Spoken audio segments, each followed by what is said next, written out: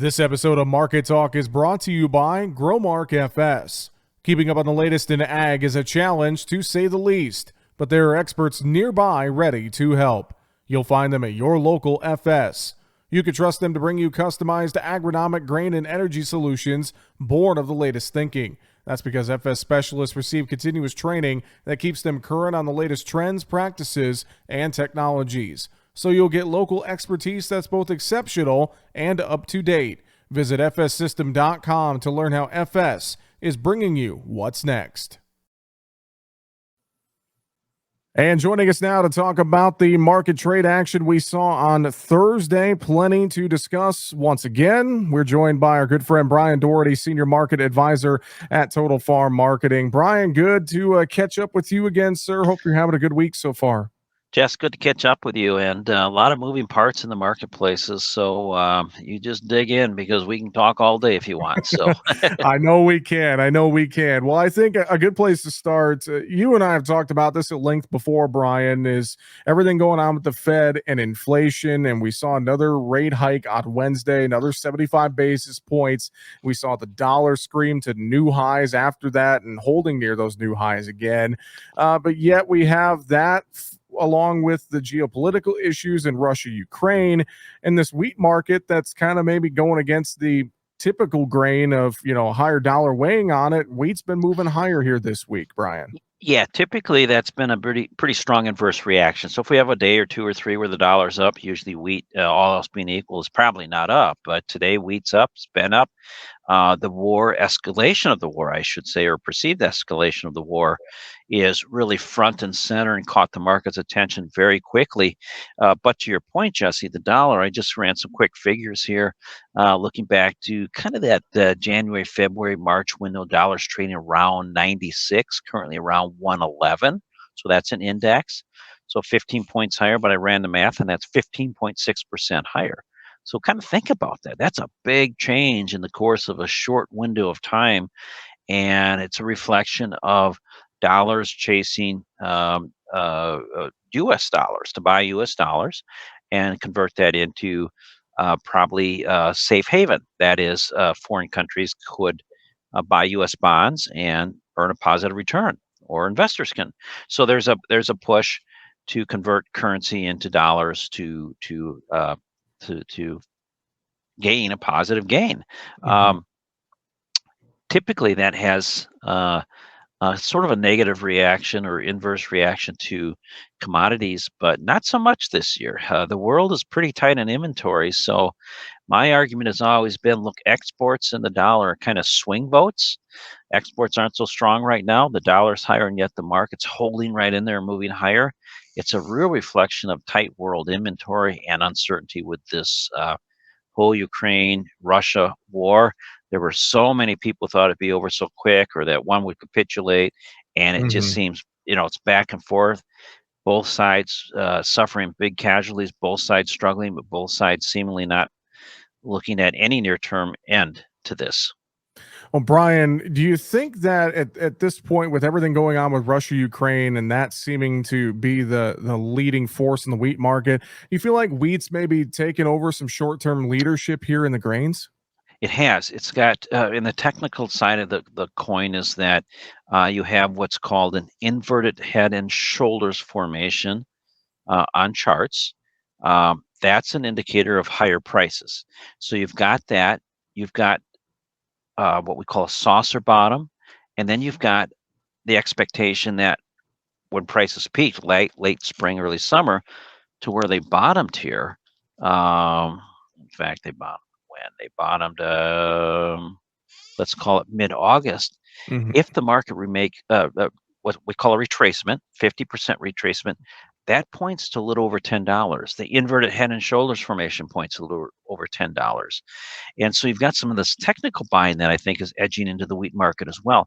The backdrop of that really, I think, is the drought in the wheat growing areas in China, and confirmation of some crop damage in flooding in Pakistan, and then the European European Union, tough 500-year quote droughts in areas, Mm-hmm. and dry weather in the Southwest prohibiting a good start to the winter wheat seeding here. So you've got some fundamental, technical, and some positive investor response to this. Well, flipping over the conversation to corn and beans, relatively quiet on Thursday, kind of just, traded either side of unchanged really all day, it felt like. But, that corn market first, sometimes we see corn more in relationship with wheat than soybeans, it seems. What is your thought, this corn market?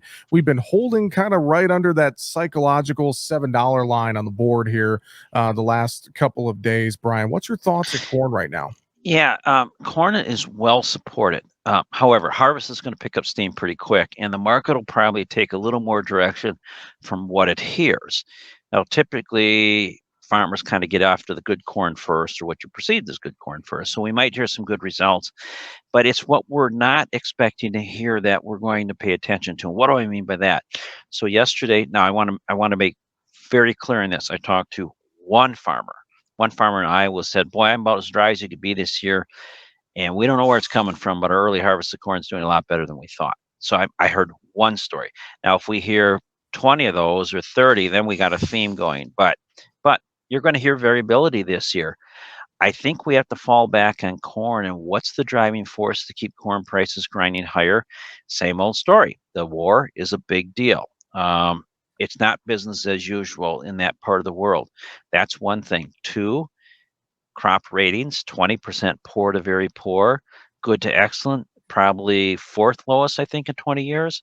So that just doesn't bode well for a big crop. The USDA did lower yield last month, but one has to think if this trend continues on the crop ratings as it has, that the overall yield number could be sliding a little further. Now, keep in mind, too, the USDA pulled out 250 million bushels of demand on the last report.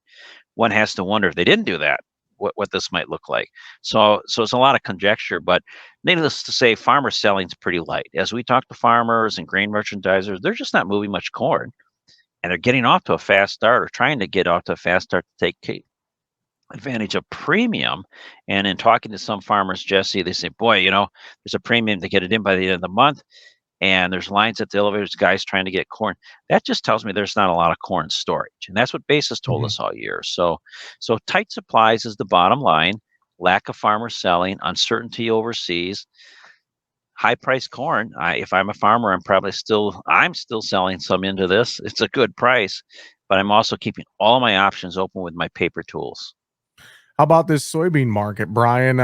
We've watched this soy market follow some of its own fundamentals here a little bit. I know on Thursday we were just fairly quiet. Bean meal fell apart a little bit, but not a lot. But beet oil was strong. What's your thoughts in the soy trade here? So we are watching all these different outside factors and looking at the charts and the fundamentals.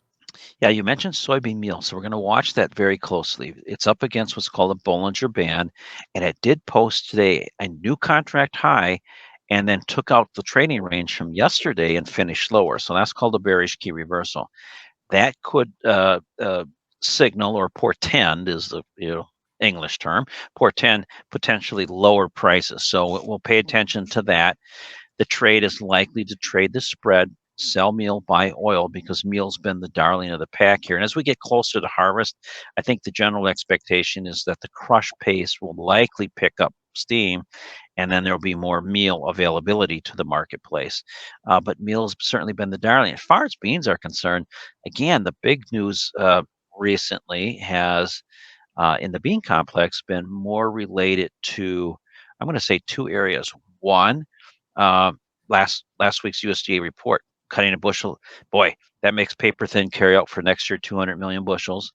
The other is kind of the start of harvest and what we expect to hear from farmers and where that, because beans are awfully hard to predict when you're walking through a field.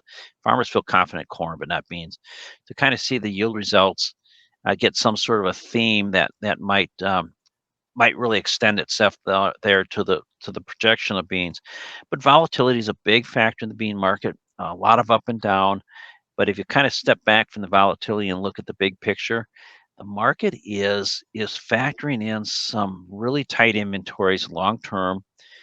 The other big story was that Argentina loosened up through changing their currency, loosened up a lot of supply. So China stepped in, took that. So we're still selling beans overseas. Hmm. Export sales today, not great for corn, okay for soybeans, but nothing stellar. If I'm an end user, and especially if I'm a foreign country end user, you're on the eve of harvest. I'm only buying what's needed as well right now. I'm going to take my chance that harvest will bring some pressure on the prices.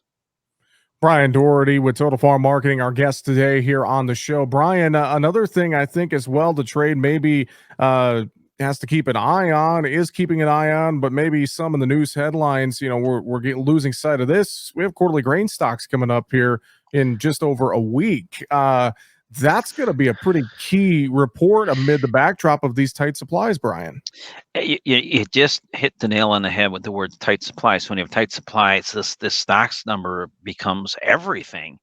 And I'll take you back when we've had our conversations over the years. We go back to 2019 with the short crop, and I think since then it's been sort of a hodgepodge by the USG to try and get a handle on what supply is really out there. Part of that, excuse me, part of that has to do with test weight in 19 bleeding into 20, and the pandemic, and then what was sold, what wasn't sold. But you're right on that. That will loom very large next week, and I don't even know what to tell you to guess on that thing right now. My Mhm. bias is based on, and I've been kind of correct here, that if you've been watching the basis markets over the last year, in particular corn, I would probably lean toward the idea that the quarterly stocks could be a little friendly for corn. Um, Soybeans, I don't know. Jury's out on that one. Maybe a little friendly. I just don't think I see the quarterly stocks numbers for either of those surprisingly negative. I just don't know where those inventories come from and who's holding inventory at $7 corn and $15 beans.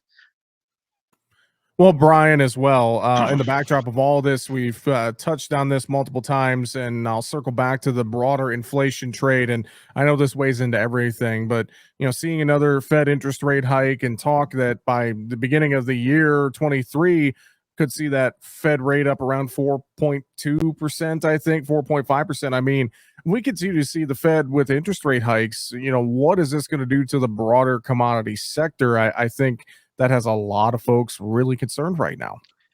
It's a great question. So let's first assume that it'll put upward pressure on the dollar. So again, a little bit more challenging for end using countries, all else being equal to buy U.S. commodities.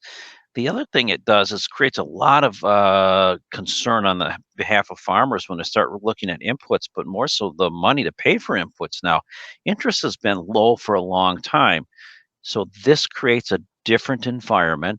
I think in a total, it creates a more potentially volatile environment for commodities. So if we go back, we had the drought in 12, and then prices in 13 reflected still tight supplies. But really from 13, 14, then onward, we're in this trough of low prices for a long period of time. Part of that was low interest rates. So farmers could borrow money, continue to try and grow their operation, do so in a meaningful manner, and hopefully get some price rallies along the way to sell. Now you need price rallies along the way to cover a lot of input costs that are going up that you're borrowing a lot of money for. So you're borrowing more money to pay for more inputs. As I talk to producers, I would tell you, Jesse, in let's just say 8 out of 10 conversations, maybe it's nine, I had the producer telling me, yeah, I'm not so worried about this year, but next year. It is front and center on their mind. It concerns them. They need a sharp marketing pencil. They can't afford to make big blunders or mistakes. And none of us know what that really means today because we're in this year's harvest, but tight world supplies versus high input costs. Which one's going to kind of budge and control this? I think if I could offer my suggestion is be strategic, look at 2023 prices as we move past fall and think about it. I know a lot of producers will, be of the mindset, well, you know what? My biggest concern is just getting the crop in the ground. Once I get in the ground, then I'll worry about marketing it later. I think we want to be ahead of the game this year and watch out for bull markets have long tails, and you still get that input put market rising, Jesse, and so you get this inputs rising and price of your product declining. They cross over, and you're in a gray territory, and it's not a good place to be. Bryan, as well, livestock trade, looking at that on Thursday, mostly mixed to lower. I know we have cattle on feed report coming up on Friday, and I think traders are keeping their eye on that. Any thoughts in this livestock sector as a whole? I know as well export sales were fairly decent on Thursday. Yeah, you're seeing the export sales, which is a good sign that the world's still gobbling up inventory and supply. And some of us that want to be bullish are hopeful that that trend continues, and that once you maybe see China get past some economic concerns, come in really short, keep buying consistently in a strong fashion. Um, Yeah, and I think what you'll see in the cattle on feed report again is that just the herd's not growing. So um, it's just overall it's stagnant or declining. It's a result of again high input costs like corn, but also the drought out west. So those kind of factors provide underlying support. I think the bigger concern for the cattle market, and I'm looking today at the way December really kind of had 2 days now in a row of a poor close, is that it broke some support levels, it broke some moving averages after reaching a double top on charts on the 20th. And so the technical trade is going to continue to look for um, any sign that the market's running out of steam and sell. And we're seeing that. I think backdrop of that, when I say the technical trade, the traders that wait for new highs or test the Bollinger Bands, if we don't see that follow through buying, I think they're pretty quick to jump on board. I think the rationale behind that is sort of this tug of war of what does this economy really look like? You've got very low unemployment, which is something we've never really seen during a time of rising interest rates to slow inflation. So how fast and how hard does the Fed have to move? What does that do to the consumer? I will tell you in my personal circles and family circles as I talk to, there's just a growing concern that look, the things aren't headed in the right direction in the equities. Interest rates are going up. I worry about that from a demand perspective. Consumers going to stop buying other stuff and still go out to eat and buy good meat, or are they just going to cut back on everything and put that steak down in the counter in the store and pick up some chicken or pork? And that's what worries me about the beef market. Bryan, as well, real quick, dairy market. Any thoughts there as we work through the week? Demand concerns in the dairy market. We're seeing really good cheese pricing activity or input from what I'm going to say are the end users, but they're not pushing. It's not pushing the cheese market high enough, and so dairy producers, especially in Wisconsin, they're finding out that their premiums have been reduced. Concerning. Um, the cheese, well, butter's been hot. It's record high prices in butter. You've got good overseas demand, but not great. Or, and I think the temperament and the cat, and so when you look at something like milk, it fell apart just like corn did or beans did in late June, like all commodities did. Milk has bounced back some, but not nearly to the same level that relative corn or beans have bounced back. So what that tells me is that when you look at the dairy production report, just a slight bit of increase, not anything to create urgency, but I think the urgency of concern is still on the demand side of the market. Can we get this, demand to come pouring back in? The cheese buying, the Christmas season, the holiday season, we probably will, but I think the upside is limited. I just That's a stagnant market right now. The herd's not growing, but I don't think anybody as of today, knowing they've got a feed source coming at them, is liquidating either. Well, Bryan, fantastic insight as always. Any other final thoughts for us? Anything you want to reiterate before we run out of time? Again, be strategic. I keep going back to not only what happened this late June, but other years historically where you kind of get these markets that grind up and look good. And we talk about all these fundamentals, and then all of a sudden one day they just tip over, and then they tip over the next day and the next day, and all of a sudden you lose a lot of ground. So really think about if you're going to store as a grain producer, soybean producer, even wheat producer, think about checking those boxes. Is my basis likely to improve, or is it good already? Is there carry in the market? There's no carry in the market. So the market's not telling us that it wants our stuff long term. It's telling us that they believe South America will fill the void by late spring. And so kind of think about those things there. Um, and if you're a bird in hand person but still want to be in the market, move the cash.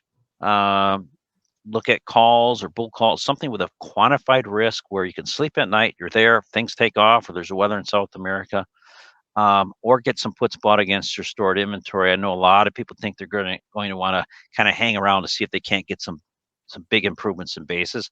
Then you want to buy a put, but you want to be prepared that prices can fall apart in a hurry.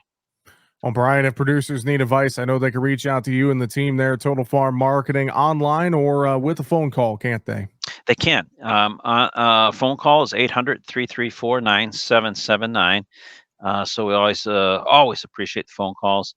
Online, probably the best way is to shoot me an email, Bryan with the Y at totalfarmmarketing.com, or look at our website, Total Farm Marketing, www.totalfarmmarketing.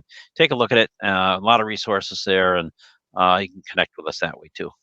Well, we always appreciate the insight with that. Bryan Doherty, Senior Market Advisor at Total Farm Marketing. Thanks for joining us. Have a great weekend, sir. We'll talk to you next week. Jesse, thank you. I appreciate the opportunity to speak to you and your audience, and good luck to everybody at Harvest. We'll talk to Bryan Doherty again next week. That's going to do it for Market Talk today. Find us online, markettalkag.com. I'm Jesse Allen. Have a great afternoon.